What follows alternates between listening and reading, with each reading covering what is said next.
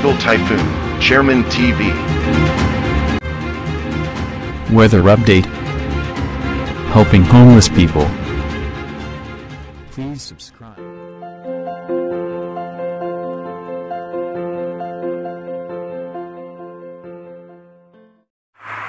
Magandang hapon po. Ito po ang latest update natin para nga po dito sa minomonitor natin na si Super Typhoon Pipito. Si Super Typhoon Pipito, tinataglay pa rin po yung lakas ng 185 km per hour malapit sa gitna at may pagbugso pa rin po yan na abot ng up to 230 km per hour. Ito naman po sa ngayon as of 3 p.m. nasa coastal water na nga po ito ng Baler Aurora. Anytime now, magkakaroon na po yan ng landfall scenario. Kaya iba yung pag-iingat nga po sa ating mga kababayan dahil kung mapapansin nga po natin kung gaano kalawak at kalaki itong si Super Typhoon Pipito. Ramdam na ramdam po yan hanggang dito pa rin po sa may parte ng Bicol Region hanggang sa may Mindoro Provinces at Northern Luzon and Extreme Northern Luzon. Ganyan po kalaki si Super Typhoon Pipito. At nakataas nga storm wind signal number 5. Dito nga po as of 2 p.m. po ito yung storm wind signal number 5 ng Bagong Pag-asa DST sa may Quirino, Aurora.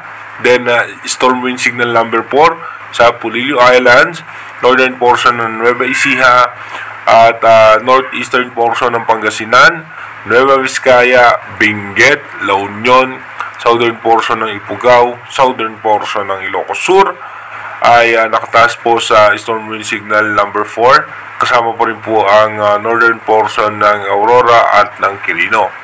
Samantalang storm wind signal number 3 naman dito sa northern portion ng Quezon, Bulacan, Nueva Ecija, southern portion ng Nueva Ecija, northern portion ng Tarlac, Pangasinan, Mountain Province, northern portion ng Ifugao, southern portion ng Isabela, northern portion ng Ilocos Sur, at southern portion ng Abra, at storm wind signal number 2 naman sa may Ilocos Norte, Apayao, southern portion ng Apayao, southern portion ng Cagayan, at Isabela, signal number 2 rin po yung northern portion ng Isabela, southern portion ng Tarlac, Zambales, Pampanga, Bataan, Metro Manila, Rizal, Cavite, Laguna, Quezon, Camarines Norte.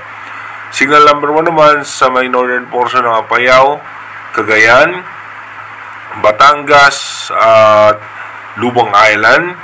Kasama rin po ang northern portion ng Oriental and Occidental Mindoro, Marinduque, Burias Island, Camarines Sur, Albay at Catanduanes. Diyan lang po lang taas yung storm wind signal number 1.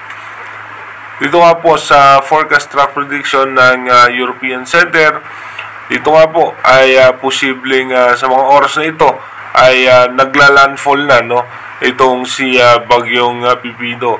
Sana nga po nakaayos at naka-ready na yung ating mga kababayan dyan dahil sa pinsala nga po na maidudulot ni Bagyong Pipito. Pati nga po yung karating ng lugar, sana po ay naka-ready at nakaayos na at naka-evacuate na nga po dahil yung storm surge, yung paghatak nga niyan o yung pag-angat niya ng tubig dagat sa may pangpangin ay ito'y delikado rin po dahil sa lakas nga po ng hangin na daladala ni Bagyong Pipito. Ang exit point po niyan ay patuloy po yan, dadaan po muna yan pagtapos siya po dito sa Baler Aurora, diretso po siya parte ng Benguet at possible ang exit point pa rin po yan dito nga po sa may parte ng La Union. Again inuulit nga po natin, ito po yung mataas pa rin ng tsansa na magbago pa pero as of now possible nga po na nagla-landfall na si Bagyong Pipito. Kaya mag-iingat po tayo palagi. God bless po sa ating lahat.